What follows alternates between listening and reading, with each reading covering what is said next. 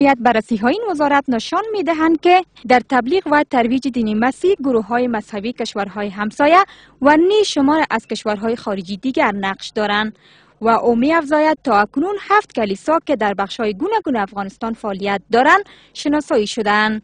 آقای اتمر میگوید تا اکنون 25 نفر که در تبلیغ و ترویج دین مسیح دست داشتند شناسایی شدند که بیشترشان افغانان هستند. 7 کلیسا تثبیت شده که در خانه است.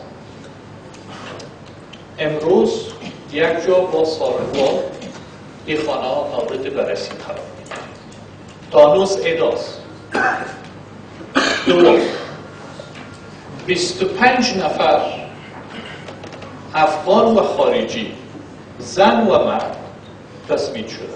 مؤسسه دیگه که در منطقه تنگی سیدان گلباغ کابل فعالیت داره، نامش از آدرسش از مؤسسش پیش ما است. این به اساس راپورهای امنیت ملی و تعلیق داره آورده شده کارش.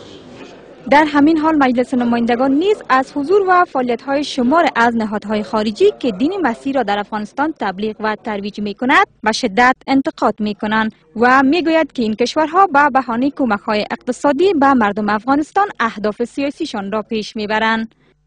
راهی است که ادارات زیربط حکومت، وزارت داخله، ریاست امنیت، رئیس سران محترم افغانستان تحقیق خود ادامه بدن، اسناد خود تثبیت بکنن.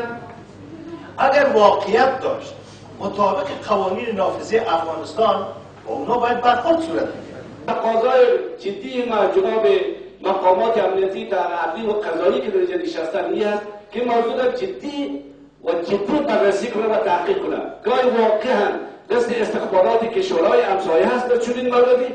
در همین حال مجلس نمایندگان خواهان بررسی‌های جدی از سوی مقام‌های مسئول درباره این پدیده